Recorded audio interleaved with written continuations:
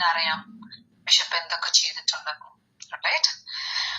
ബിഷപ്പിന്റെ life before you become bishop എന്തൊക്കെ കാര്യങ്ങൾ ചെയ്തിട്ടുണ്ടെന്ന് you know very well yourself. അതൊക്കെ ഹൈഡ് ചെയ്തിട്ട് രേണുസുതി കിച്ചു ബിഷപ്പിന്റെ പേര് ഞാനിവിടെ പറയുന്നില്ല കേട്ടോ, അവിടെ ഇരിക്കട്ടെ. നിങ്ങൾക്ക് അറിയാമല്ലോ, പ്രത്യേകിച്ച് ഞാൻ പേരൊന്നും പറഞ്ഞു പരിചയപ്പെടുത്തേണ്ട കാര്യമൊന്നുമില്ല. അപ്പോൾ ബിഷപ്പേ, താങ്കൾ ഒരു ഉഡായിപ്പാണോ ബിഷപ്പേ? അതായത് ഒരു ഫ്രോഡാണോ? അല്ല, ചില ആളുകൾ അങ്ങനെയൊക്കെ പറയുന്നത് കേട്ടു. എനിക്കറിയില്ല, അതുകൊണ്ട് തന്നെ നിങ്ങൾ അങ്ങനത്തെ ഒരാളാണെന്നൊന്നും ഞാൻ പറയുന്നില്ല. പക്ഷേ ഈ രേണുസുതി എന്ന് പറയുന്ന വ്യക്തിയെ ബന്ധപ്പെടുത്തിക്കൊണ്ടുള്ള സംസാരങ്ങൾ സോഷ്യൽ മീഡിയയിൽ ഇന്നോ ഇന്നലെയോ ഒന്നും തുടങ്ങിയതല്ല, കുറച്ച് കാലമായി, ഏകദേശം 1-2 കൊല്ലമായി. അവരുടെ ഒരു വീടുമായി ബന്ധപ്പെട്ട് ഈ ബിഷപ്പ് വെച്ചു കൊടുത്ത അല്ലെങ്കിൽ അദ്ദേഹം കൊടുത്ത സ്ഥലത്ത് KHDCയുടെ ഒരു ഫൈസലോ ആ പുള്ളി വന്നിട്ട് ഒരു വീടൊക്കെ വെച്ചു കൊടുക്കുന്നു, അന്ന് തുടങ്ങിയതാണ് കോൺട്രവേഴ്സികൾ. അപ്പോൾ അതുമായി ബന്ധപ്പെട്ട് ഈ ഒരു ബിഷപ്പ് സാമൂഹ്യ മാധ്യമങ്ങളിലൂടെ നല്ല രീതിയിൽ രേണുവിനെതിരെ സംസാരിച്ചൊക്കെ നമ്മൾ കേട്ടതാണ്. അപ്പോഴും ബിഷപ്പിൻ്റെ സൈഡിലാണ് നമ്മൾ നിന്നത്. പക്ഷെ ആ നിന്നപ്പോൾ പോലും ഞാൻ ചോദിച്ചൊരു ചോദ്യമുണ്ട്, ഒരു ബിഷപ്പല്ലേ, അദ്ദേഹത്തിന് വേറെ ജോലിയൊന്നുമില്ലേ?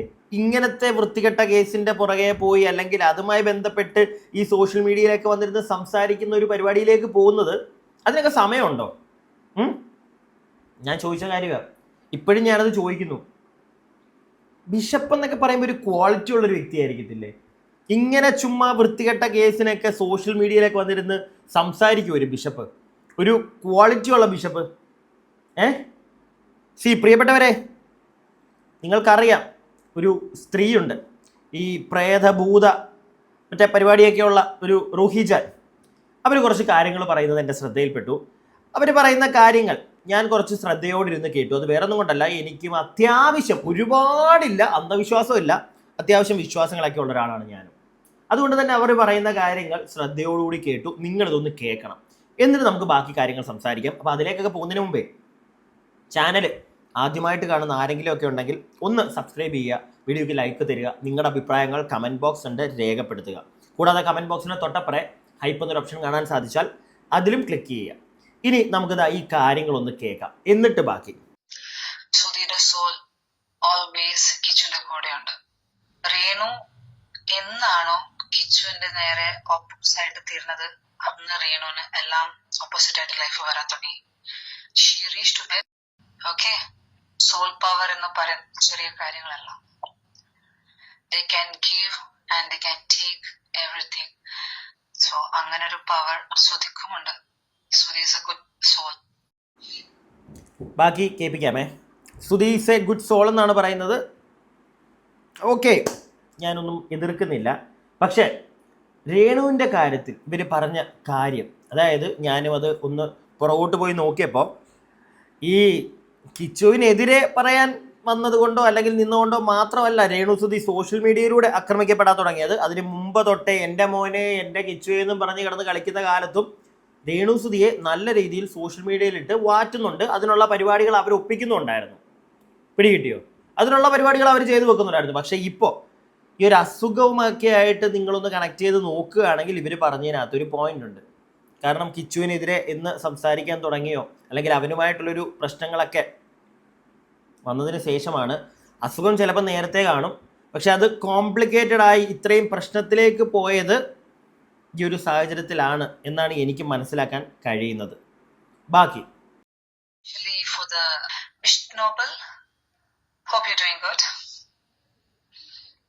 ഞാൻ എന്റെ ലാസ്റ്റ് വീഡിയോയിൽ പറഞ്ഞിട്ടുണ്ടായിരുന്നു കിച്ചന്റെ പിറകെ പോകരുതെന്ന്. അത് ഞാൻ വെറുതെ പറഞ്ഞതല്ല. Because it's very clear that Sudhi എന്ന് പറയുന്ന സോള് കിച്ചന്റെ കൂടെ ഉണ്ട്. സോ കിച്ചന്റെ ലൈഫ് സ്റ്റാർട്ട് ചെയ്തേ ഉള്ളൂ. So whatever he is doing right or wrong, you are no one to judge him. Okay, സത്യമാണോ പറഞ്ഞത് എന്ന് ചോദിച്ചു കഴിഞ്ഞാൽ ജഡ്ജ് ചെയ്യാൻ ആളല്ല ബിഷപ്പ് എന്ന് നമുക്ക് പറയാൻ പറ്റില്ല. കാരണം ആർക്ക് വേണമെങ്കിലും ജഡ്ജ് ചെയ്യാം മറ്റൊരാളെ. അതിനകത്ത് ഇവിടെ തെറ്റൊന്നുമില്ല, അത് നടക്കുന്ന കാര്യങ്ങളാണ്, വർഷങ്ങളായിട്ട് നടക്കുന്നത്. അതിപ്പോൾ ചെയ്യരുതെന്ന് പറഞ്ഞാലും ആൾക്കാർ ചെയ്യും. പക്ഷേ ഇപ്പോഴത്തെ ഈ സാഹചര്യത്തിൽ രേണുവിന് സപ്പോർട്ട് അല്ലെങ്കിൽ രേണുവിന് കൈത്താങ്ങ് എന്നും പറഞ്ഞ് വന്നിരുന്ന കിച്ചുവിനെ അങ്ങോട്ട് ഇല്ലാതാക്കാൻ ശ്രമിച്ചത് അത് ശരിയായിട്ടുള്ളൊരു പരിപാടിയല്ല. അത് നമ്മൾ ആദ്യം തൊട്ടേ പറയുന്നൊരു കാര്യമാണ്. പ്രത്യേകിച്ച് ബിഷപ്പിനെ പോലെ ഒരാൾ. കാരണം അവിടെയും ചവിട്ടും ഇവിടെയും ചവിട്ടിക്കും, അതിനൊന്നും കുഴപ്പമൊന്നുമില്ല. നിലപാടുകൾ മാറ്റാനുള്ളതാണ്. നമ്മൾ ഓരോ ദിവസം കഴിയും തോറും നമ്മൾ അപ്ഡേറ്റ് ആവുകയാണെങ്കിൽ അതിനനുസരിച്ച് നമ്മുടെ നിലപാട് മാറും. അല്ല നമ്മൾ അപ്ഡേറ്റ് ആയിട്ട് നമ്മൾ ഇപ്പോഴും താഴത്തെ സാധനം പിടിച്ചുകൊണ്ടിരിക്കുകയാണെങ്കിൽ കാര്യമില്ല. പക്ഷേ ഇവിടെ കാണിച്ചത് അതല്ല ബിഷപ്പ്. മനസ്സിലായില്ലേ?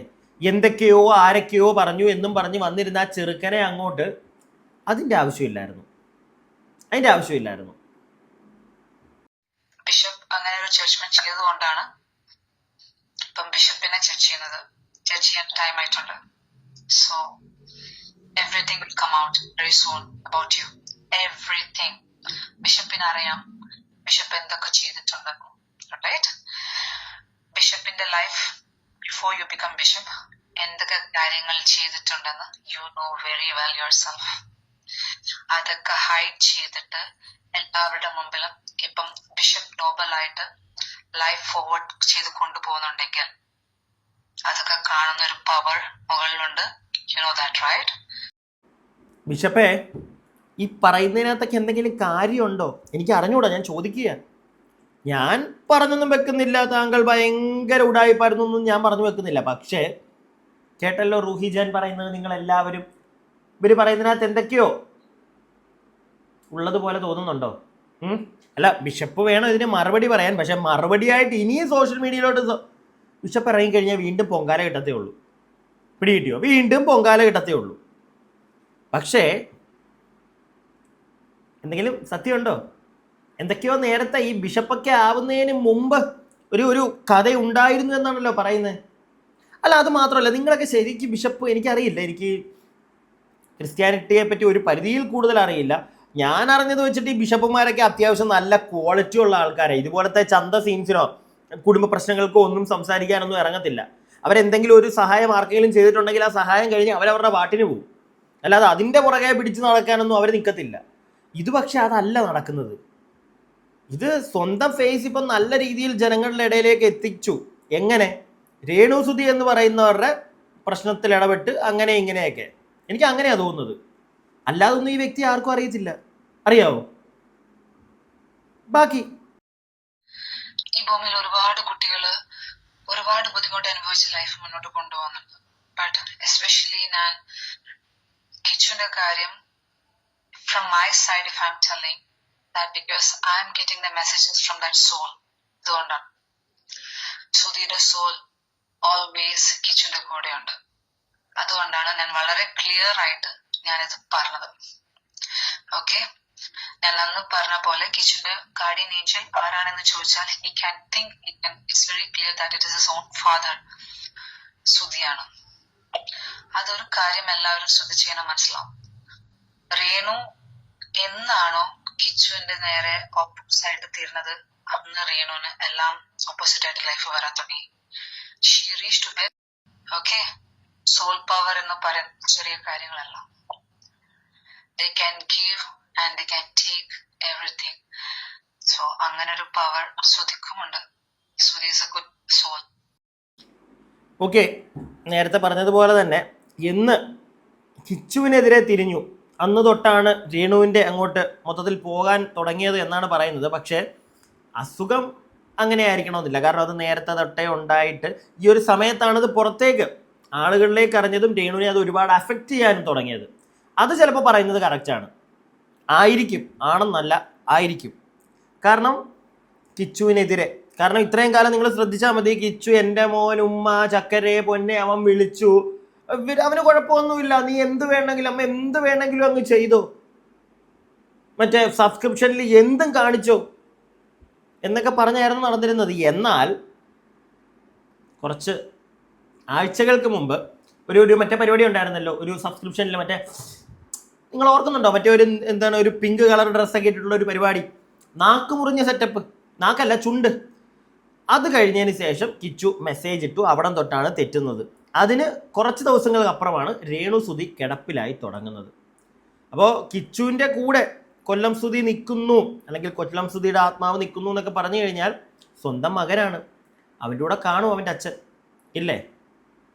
വിശ്വസിക്കേണ്ടവർക്ക് വിശ്വസിക്കാം, വിശ്വസിക്കേണ്ടാത്തവർക്ക് വിശ്വസിക്കേണ്ട, അത്രേ ഞാൻ പറയുന്നുള്ളൂ. കൂടുതലായിട്ട് ഞാനൊന്നും അതിനകത്ത് പറയാൻ നിൽക്കുന്നില്ല. നമുക്കിനിയും ഒറ്റ സ്ട്രെച്ചിൽ കുറച്ച് കാണാം. എനിക്ക് ഇന്ന് ബിഷപ്പ് നോബലിനെ കുറിച്ച് കുറച്ച് കാര്യങ്ങൾ I want to tell. I already ഞാൻ ഇത് സന്ദീപിനെ പേഴ്സണലി വിളിച്ചിട്ട് കാര്യങ്ങൾ പറഞ്ഞിട്ടുണ്ടായിരുന്നു. ബിക്കോസ് ബിഷപ്പ് നോബലിന്റെ കാര്യങ്ങളെല്ലാം what ever he have done in his life, എന്തൊക്കെ ചെയ്തിട്ടുണ്ടെന്ന് ബിഷപ്പിന് അറിയണം നന്നായിട്ട്. What ever he have done അതൊക്കെ പുറത്തോട്ട് ഇപ്പം വരും, 1 by 1 പുറത്തോട്ട് വരും. ഓക്കെ, അതിനുള്ള എല്ലാ ഇൻഫർമേഷൻസും മെസ്സേജസും എല്ലാ ഡീറ്റെയിൽസും വളരെ ക്ലിയർ ആയിട്ട് എത്തുന്ന ആളാണ് സന്ദീപ് എടപ്പാൾ. സന്ദീപ് എടപ്പാൾ അപ്പോൾ യൂട്യൂബറാണ്. ആ വ്യക്തിയെ വിളിച്ച് കാര്യങ്ങളൊക്കെ പറഞ്ഞിട്ടുണ്ട്. പുള്ളിയുടെ തെളിവുകൾ ഇരിപ്പുണ്ട്. ബിഷപ്പ് കുട്ടൻ പെടും എന്നാണിപ്പോൾ അറിയുന്നത്. കേൾക്കുന്നുണ്ടോ താങ്കൾ ഈ വീഡിയോ, അല്ലെങ്കിൽ കാണുന്നുണ്ടോ താങ്കൾ ഈ വീഡിയോ? അത്രയ്ക്ക് ഉടായിപ്പായിരുന്നു താങ്കൾ. അല്ല, എന്നിട്ട് മറ്റേ കർത്താവ് മേളിൽ നിന്ന് മറ്റേ അനുഗ്രഹിച്ചപ്പോഴത്തേക്ക് നേരെ അങ്ങ് എല്ലാം മാറ്റിയിട്ട് നന്നായി മാറിയതാണോ? അല്ല, ഈ ബിഷപ്പ് വട്ടം പോലും ഉടായിപ്പാണെന്നുള്ള തരത്തിലുള്ള കഥയൊക്കെ കേൾക്കുന്നു. സത്യമാണോന്ന് എനിക്കറിയില്ല കേട്ടോ. കഥകൾ കരക്കമ്പികളായിരിക്കാം, നീ കമ്പിക്കഥകളായിരിക്കാം എന്നൊക്കെ വേണമെങ്കിൽ പറയാം. എന്തൊക്കെയോ പുറത്തു വരാൻ ഇരിപ്പുണ്ട്. ഇതൊക്കെ പുറത്തു വരുമ്പം മാറുമല്ലോ ചേട്ടായി. ചെറിയ നന്മമരം കളിയൊന്നും അല്ലായിരുന്നല്ലോ. അല്ല, നന്മമരം കളിയുടെ വിടൂ, ഞാനത് കുറച്ചായിട്ട് പറയുന്നുണ്ട്. ഒരാൾ മറ്റൊരാളെ സഹായിച്ചിട്ട് പിന്നെ സോഷ്യൽ മീഡിയയിലൂടെ അത് ഇത്രയും അങ്ങോട്ട് പല രീതിയിൽ പലതവണ പറഞ്ഞ് നടന്ന അത് അത്ര നല്ല നമുക്ക് സപ്പോർട്ട് ചെയ്യാൻ പറ്റുന്ന ഒരു പരിപാടിയായിട്ട് എനിക്ക് തോന്നുന്നില്ല. പിടികിട്ടിയോ? പ്രത്യേകിച്ച് ഇങ്ങനെ ഇപ്പം അവരെ കുറ്റം പറയും, നാളെ അവരെ മാറ്റി മറ്റേ ഇപ്പുറത്ത് നിൽക്കുന്ന ആളെ കുറ്റം പറയും. ആ ഒരു തരത്തിലുള്ള കളിയുടെ ഇടയ്ക്ക് ഞാൻ ചെയ്തു കൊടുത്തില്ല ഒരു 100 തവണ ഇത് പറഞ്ഞുകൊണ്ടിരിക്കുന്നത് യോജിക്കാൻ പറ്റില്ല. സന്ദീപിന് പോലും അത്ഭുതപ്പെടുന്ന രീതിയിലാണ് എല്ലാ പ്രൂഫുകളും വന്നു ചേരുക. അത് ബിഷപ്പിന് നേരെയുള്ളതാണ്. Because that is his duty towards bishop. ഒരു പ്രാവശ്യം സോൾ ചൂസ് ചെയ്ത് കഴിഞ്ഞാൽ പിന്നെ ആ ആള്, the person who's living in this world, അവര് വെറുതെ രക്ഷപ്പെടില്ല. സോ ബിഷപ്പ് നോബലിനെ സ്വതി ചൂസ് ചെയ്ത് കഴിഞ്ഞു. സോ എന്താണ് ബിഷപ്പ് എന്നുള്ളത് എല്ലാവരും ഇപ്പം അറിയും. അടുത്ത് തന്നെ വളരെ ക്ലിയർ ആയിട്ട്. Got it? Then about റേണുവിന്റെ മാനേജർ കരീഷ്മയോട് ഞാൻ പറഞ്ഞിട്ടുണ്ടായിരുന്നു. റേണുവിനിപ്പം ഈ കാര്യങ്ങള് ഇതുപോലത്തെ ഒരു ഡിസീസ് പെട്ടെന്ന് അസുഖം വരാനും ഇതുപോലെ പെഡിലൊക്കെ ആയതും സോളാണ്. ബിക്കോസ് റേണു ചെയ്ത കാര്യങ്ങൾ സോള് ഹാപ്പി ആയിരുന്നില്ല. That is a thing. The other thing, Renu കിച്ചുവിന്റെ പിറകെ പോയതിന് ശേഷം റേണുവിനെ കംപ്ലീറ്റ് ആയിട്ട് സ്റ്റോപ്പ് ചെയ്തു. അല്ലാതെ ഇനി റേണുവിന് തിരിച്ചു വരണമെന്നുണ്ടെങ്കിൽ സുധിയും രവിയും എല്ലാവരും ഒന്നിച്ചുണ്ട്. സോ സുധി ഹാപ്പിയാവും റിഫനെ ഹെൽപ്പ് ചെയ്താൽ. ഓക്കെ, അത് റേണു എന്ത് ഹെൽപ്പാ ചെയ്യണമെന്ന് വെച്ചാൽ റേണുവിനെ ഹെൽപ്പ് ചെയ്യാനൊന്നുമില്ല. റേണു അറിയേണ്ട ഒരു കാര്യമുണ്ട്. റേണുവിനെ ചൂസ് ചെയ്തതാണ് അവിടെ ദുബായിലെത്തി എല്ലാ കാര്യങ്ങളും അറിയാനും റിഫക്ക് വേണ്ടി സംസാരിക്കാനും. This is your duty. ഈ ഡ്യൂട്ടി മറന്ന് ഇനി ലൈഫ് മുന്നോട്ട് കൊണ്ടുപോവാം എന്ന് ചിന്തിച്ചാൽ അങ്ങനൊരു ലൈഫ് റേണുവിനില്ല. Okay Renu, I am very sorry to say this. റേണുവിന്റെ അസുഖം എന്ന് പറയുന്ന ക്യാൻസർ, അത് വെരി സ്പ്രെഡബിൾ ആയിട്ടുള്ള ക്യാൻസർ ആണ് വന്നിട്ടുള്ളതെന്ന് അറിയാലോ. അത് സ്പ്രെഡ് ആവാതെ മിറക്കലി സേവ്ഡ് ആവണമെങ്കിൽ you have to speak every what you know, whatever you know. എന്തൊക്കെ കാര്യങ്ങൾ ദുബായില് കരീഷ്മനെ കണക്ട് ചെയ്തിട്ടും അവിടുത്തെ സ്മഗ്ലിങ്ങിനെയും അവിടുത്തെ മാഫിയ ചിലപ്പം ഡീപ്പായിട്ട് റേണുവിന് അറിയില്ല എന്നുള്ളൊരു ചിന്തയായിരിക്കാം. പക്ഷെ റേണു അറിയുന്ന കാര്യങ്ങൾ പറഞ്ഞാൽ മതി. അതിലുണ്ട് റിഫയിലോട്ട് എത്തേണ്ട കാര്യങ്ങൾ. അത് ആ സോളിന് ആവശ്യമാണ്. ആ സോള് രേണുവിനെ കൊണ്ട് പറപ്പിക്കും. ഇനി രേണു അത് പറയില്ല എന്ന് ഉറപ്പിച്ചിട്ട് I am not going to say ഞാൻ ഇത് പറയില്ല, എനിക്ക് കരിഷ്മനെ അവരെയൊന്നും എനിക്ക് ബുദ്ധിമുട്ടിക്കാൻ കഴിയില്ല എന്ന് ചിന്തിച്ചാൽ രേണു നല്ല രീതിയിൽ ബുദ്ധിമുട്ടും. രേണു ഈ ഭൂമി വിട്ടു പോകുന്നതിനുള്ളിൽ നല്ല രീതിയിൽ അനുഭവിച്ചിട്ട് മാത്രമേ പോവുള്ളൂ. എന്തിനാ വെറുതെ അതിന്? എല്ലാവരും ലൈഫ് ഭൂമി വിട്ടു പോകും, റൈറ്റ്? സോ കുറച്ച് സ്മൂത്ത് ആയ രീതിയിൽ ഹാപ്പിയായി എന്തായിട്ടും ലൈഫ് എന്താ പോകേണ്ടത് എന്തായിട്ട് പോകണം ഒരു ദിവസം ഫോർ ഷുവർ. നല്ല രീതിയിൽ അനുഭവിച്ച് എല്ലാവരെയും കൊണ്ട് മോശം പറയിപ്പിച്ചിട്ട് തന്നെ പോകണം എന്നാണ് രേണുവിനെങ്കിൽ രേണു ഞാൻ പറയുന്നത് അനുസരിക്കില്ല. അല്ല, ഞാൻ പറഞ്ഞതിൽ എന്തെങ്കിലും ഉണ്ട്, ഞാൻ പറയാനുണ്ട് എന്ന് റേണുവിന് അറിയെങ്കിൽ തോന്നുന്നുണ്ടെങ്കിൽ റേണുവിന്റെ നല്ലതിന് വേണ്ടിയാണ് ഈ മെസ്സേജ് ഞാൻ പാസ് ചെയ്യുന്നത്. ഞാനൊരു കാര്യം പറയട്ടെ. ഈ ദുബായിലെ സ്മഗ്ലിംഗ് പരിപാടി അതുമായിട്ട് ബന്ധപ്പെട്ടിട്ടുള്ള കാര്യങ്ങൾ എനിക്കിതിനായിട്ട് വലിയ കണക്ഷൻസ് ഒന്നുമില്ല. അതായത് ഇതിനെപ്പറ്റി ഒന്നും എനിക്കറിയില്ല. ഇവർ ഈ പറയുന്നത് രേണു അതൊക്കെ കണ്ടിട്ടുണ്ട്, രേണുവിന് കുറേ കാര്യങ്ങൾ അറിയാം, അത് തുറന്നു പറഞ്ഞെങ്കിൽ മാത്രമേ സുധിയുടെ ആത്മാവിന് ശാന്തി കിട്ടുള്ളൂ. അത് മാത്രം എനിക്ക് കണക്റ്റ് ആവുന്നില്ല. അത് സുധിയുടെ ആവശ്യമാണ്, ബാക്കിയുള്ളവർ അറിയേണ്ടത്. അതെങ്ങനെയാണ്? എനിക്കത് മനസ്സിലാവുന്നേ ഇല്ല.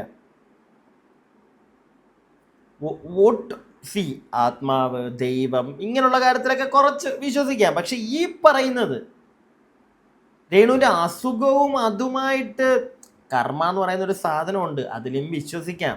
പക്ഷേ എൻ്റെ ചോദ്യം ഇത്രയേ ഉള്ളൂ. രേണു അത് നടന്ന അല്ലെങ്കിൽ അവിടെ എന്തൊക്കെയോ ഞാൻ കംപ്ലീറ്റ്ലി കൺഫ്യൂസ്ഡ് ആയി ഈ ഒരു കാര്യം കേട്ടപ്പോൾ. ബാക്കി പറഞ്ഞതെല്ലാം മറ്റേ ആ ബിഷപ്പിൻ്റെ എന്തൊക്കെയോ പരിപാടികൾ അതൊക്കെ പുറത്തു വരും, തെളിവുകളുണ്ട്, ഓക്കെ, എല്ലാം മനസ്സിലാക്കുന്നു. പക്ഷേ അതെല്ലാം രേണു തുറന്നു കഴിഞ്ഞു കഴിഞ്ഞാൽ രേണു ചിലപ്പോൾ ഓക്കെ ആയിട്ട് തിരിച്ചു വരും. ഇല്ലെങ്കിൽ രേണു ഒരുപാട് കഷ്ടപ്പെടും. അങ്ങനെയുള്ള കാര്യങ്ങൾ ഒന്നാമത് പോയി. ഈ ഒരു അസുഖം നമുക്ക് എല്ലാവർക്കും അറിയാം. ഈ ഒരു അസുഖത്തെ പറ്റി നമുക്കറിയാം. അവരുടെ കോലം, അവരുടെ കഴിഞ്ഞ ദിവസത്തെ ആ വീഡിയോ കണ്ടപ്പോഴും നല്ല രീതിയിൽ ഞാനിവിടെ ഇരുന്ന് വിമർശിക്കാം. പക്ഷേ എന്നാലും ഒരു ലിമിറ്റില്ലേ? ഒരു ലിമിറ്റ് വെക്കണ്ടേ നമുക്ക്? ഞാൻ അതേ ചോദിക്കുന്നുള്ളൂ. ഒരു ലിമിറ്റ് വെക്കണ്ടേ നമുക്ക്? ഇല്ല. എനിക്ക് 30 കിലോ വല്ലതും ഉണ്ടോ? അവർ കഴിഞ്ഞ ദിവസത്തെ ആ വീഡിയോ കണ്ടപ്പോൾ അയ്യോ ഇങ്ങനെയായി. അവരെ ഇനി അങ്ങോട്ട് അവർ ഈ വീഡിയോ ഒന്നും കാണുമെന്ന് പോലും എനിക്ക് തോന്നുന്നില്ല. കാരണം അവർക്കിനി ഇതൊന്നും കാണാൻ പറ്റത്തില്ല. അവർ കംപ്ലീറ്റ്ലി പോയിരിക്കുക. എങ്ങനെയെങ്കിലും ഒന്ന് രക്ഷപ്പെടട്ടെ എന്നേ ഞാനും ആഗ്രഹിക്കുന്നുള്ളൂ. രക്ഷപ്പെടട്ടെ, ജീവിക്കണ്ടേ. ഒരു മനുഷ്യൻ മറ്റൊരു മനുഷ്യൻ ചത്ത് കാണണമെന്ന് ചിന്തിക്കുന്നതിനകത്ത് അതെനിക്ക് പറ്റത്തില്ല. ഓക്കെ, അത് മാത്രം ഞാൻ പറയാം. ബാക്കി ഇവർ പറയുന്നതിനകത്ത് ചിലപ്പോൾ സത്യാവസ്ഥ ഉണ്ടാവുമായിരിക്കും, ചിലപ്പം എനിക്കറിയില്ല. പക്ഷെ ഈ സമയത്ത് ഇതൊന്നും എടുത്തു വെച്ച് അല്ലെങ്കിൽ അവരത് തുറന്നു പറയണമെന്നും പറഞ്ഞ് അവരെ ഫോഴ്സ് ചെയ്യേണ്ട. ഞാൻ ഈ ചെയ്യുന്ന വീഡിയോ റേണുന്റെ ഫാമിലിയിൽ ആരെങ്കിലും കാണുവാണെങ്കിൽ പ്ലീസ്, റേണുന്റെ സിസ്റ്റർ ഇത് കാണുവാണെങ്കിൽ പ്ലീസ് റേണുവിനെ മനസ്സിലാക്കി കൊടുക്കുക. നിങ്ങളുടെ സിസ്റ്ററോട് നല്ല സ്നേഹവും നിങ്ങളുടെ മകളോട് സ്നേഹവും ഉണ്ടെങ്കിൽ റേണുവിന് അറിയുന്ന കാര്യങ്ങൾ സംസാരിക്കണം. റേണു ഇനി ഒരു തിരിച്ചു വരവ് വന്ന് ഇതേപോലെ ദുബായിൽ പോയി ഈ കാര്യങ്ങളൊക്കെ ചെയ്യാം, ഇനോഗ്രേഷനും കാര്യങ്ങളൊക്കെ ചെയ്യും എന്നോർത്ത് കരിഷ്മനെ ഞാൻ പറഞ്ഞ് അവരുടെ ഡീറ്റെയിൽസ് ഞാൻ പുറത്ത് കൊണ്ടുവരില്ല എന്ന് ചിന്തിക്കുവാണെങ്കിൽ റേണുവിന് തെറ്റുപറ്റി. Okay Renu, that is not going to happen again. Okay Renu, റേണുവിന് റിതപ്പന്റെ കൂടെ ജീവിക്കണമെന്നുണ്ടെങ്കിൽ you have to open yourself. റോഹിജാൻ, നിങ്ങൾ പറയുന്നതിനകത്തൊക്കെ സത്യം ഉണ്ടായിരിക്കില്ല എന്ന് ഞാൻ പറയുന്നില്ല. എന്തൊക്കെയോ ഇതിൻ്റെ പുറകിൽ ചീഞ്ഞ് നാടുന്നുണ്ട്, Dubai connection, something like that.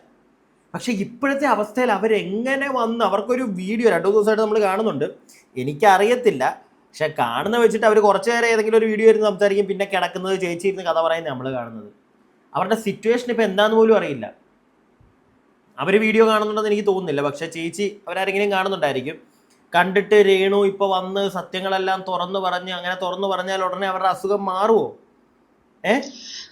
എനിക്കറിയില്ല. പക്ഷെ കുറേയൊക്കെ ഇവർ പറയുന്നതിനോട് ഞാൻ 100% യോജിക്കുന്നു. കുറേ കാര്യങ്ങളിൽ അവർ പറയുന്ന സാധനത്തിലൊക്കെ ഞാൻ യോജിക്കുന്നു. പക്ഷെ ചിലതൊക്കെ എനിക്ക് ഭയങ്കര ബ്ലണ്ടറായിട്ട് തോന്നുന്നു. പ്രത്യേകിച്ച് ഈ ഇപ്പോഴത്തെ അവസ്ഥയിൽ അവരെന്തെങ്കിലും വന്ന് പറയാൻ എനിക്കറിയത്തില്ല. അല്ല, അങ്ങനെ അവർക്ക് എന്തെങ്കിലും പറയാനുണ്ടെങ്കിൽ, സ്മഗ്ലിങ്ങുമായി ബന്ധപ്പെട്ട് എന്തെങ്കിലുമൊക്കെ പറയാനുണ്ടെങ്കിൽ വന്ന് പറയട്ടെ. അങ്ങനെ അവർക്ക് അറിയാമെങ്കിൽ അവരൊന്ന് പറയട്ടെ. പക്ഷെ നമ്മളായിട്ട് ആരും ഫോഴ്സ് ചെയ്യേണ്ട ഒരു അവസ്ഥയിലാണോ അവരിപ്പോൾ നിൽക്കുന്നത്? ഞാൻ എൻ്റെ അഭിപ്രായം പറഞ്ഞു. നിങ്ങളുടെ അഭിപ്രായങ്ങൾ താഴെ കമൻറ്റ് ബോക്സിൽ. അടുത്ത വീഡിയോ ആയിട്ട് നമുക്ക് എത്രയും പെട്ടെന്ന് കാണാം. അടുത്ത വീഡിയോ ആയിട്ട് കാണുന്നവരേക്കും stay tuned and stay weird.